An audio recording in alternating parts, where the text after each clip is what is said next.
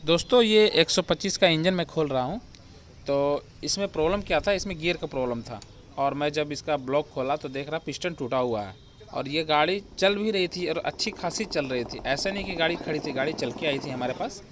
और इसका पिस्टन में आवाज़ था, लेकिन उन्होंने कहा कि हमें गियर बनवाना है। तो जब मैं इसे खोल रहा था, गियर का सेलेक्टर बाहर से सारा चीज़ सही था। जब हम इसे खोल रहे थे देख रहे पिस्टन टूटा हुआ, ये पूरा टूटा हुआ पिस्टन। और फिर भी गाड़ी अच्छी खासी चल रही थी, सिर्फ पिस्टन का आवाज़ था, लेकिन गाड़ी अच्छी खासी चल रही थी। देख रहे ये पूरा टूटा हुआ, देख रहे ये दोनों, एक साइड फंसा हुआ पिन, पिस्टन पिन, और एक साइड तो पूरा टूटा हुआ है। वो कैसे चल रहा है पता नहीं। इसका ये सेलेक्टर जो ये पूरा घूम नहीं पा रहा है, एक नंबर नहीं लग रहा, 2 3 4 चल लग रहा, और न्यूट्रल नहीं हो रहा, एक और न्यूट्रल नहीं लग रहा, बाकी सारा चीज़ काम कर रहा था। तो ये सेलेक्टर पूरी तरीके से काम नहीं कर रहा था, इसलिए मैं इसका इंजन खोला था कि सेलेक्टर में कुछ प्रॉब्लम होगा। हो सकता है कि सेलेक्टर में गुल्ला वगैरह टूट गया होगा या पिन वगैरह टूट गया होगा।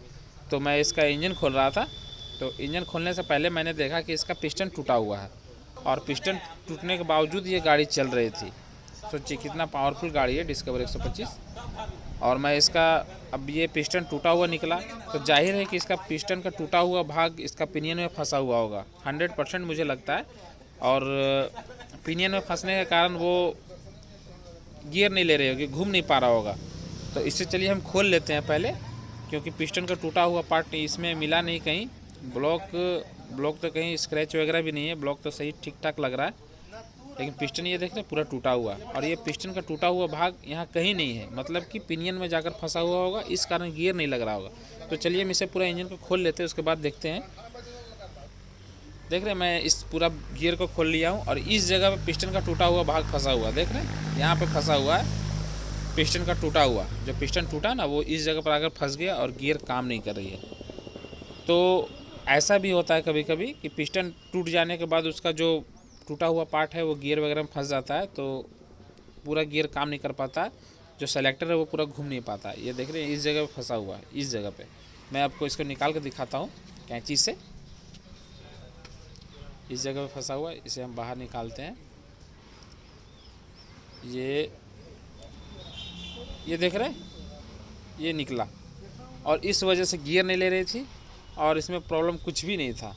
लेकिन मुझे अब इसका क्रैंक वगैरह बनवाना पड़ेगा, क्योंकि क्रैंक में स्क्रैचेस हैं, और पिस्टन भी नया डालना होगा, और हेड का भी काम कराना। गियर में कोई प्रॉब्लम नहीं था, सिर्फ ये फंसने के कारण गियर नहीं लग रहा था। देख रहे फर्स्ट क्लास हो गया ये अटक गया था, तो गुल्ला घूम ही नहीं रहा था। पिस्टन का जो गियर पिनियन का जो सेलेक्टर है वो पूरा घूम ही नहीं पा रहा था, अटक जा रहा था। ये फंसा हुआ था उसमें और ये अटक जा रहा था, इसलिए ये घूम नहीं पा रहा था। तो भाई गियर का प्रॉब्लम इसमें कुछ नहीं था, वो पिस्टन टूटा हुआ था, वो पार्ट वहाँ फंस गया था, इसलिए ऐसा हो रहा था। कभी कभी अजीब अजीब सी फॉल्ट आती है गाड़ियों में, तो समझ नहीं पाते कि बाहर से कि क्या हुआ नहीं हुआ, खुलने के बाद पता चलता कि अरे ये हो गया इसमें। तो इसका पूरा इंजन का काम करना होगा हमें, गियर वगैरह सारा चीज़ सही है। हालांकि गियर का ही प्रॉब्लम के लिए आया था गाड़ी।